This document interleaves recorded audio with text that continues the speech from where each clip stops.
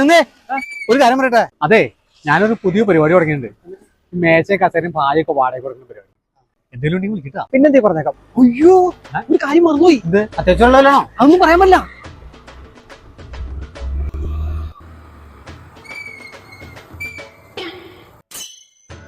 അയ്യോ, മീൻ മേടിക്കാൻ മറന്നുപോയില്ലോ.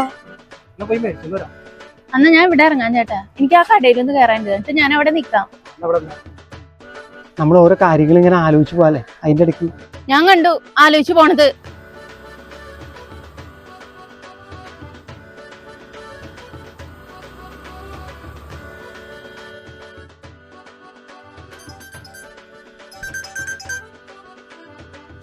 ഹലോ, എടാ നിന്നെ കണ്ടപ്പോ പറയാൻ മറന്നുപോയി.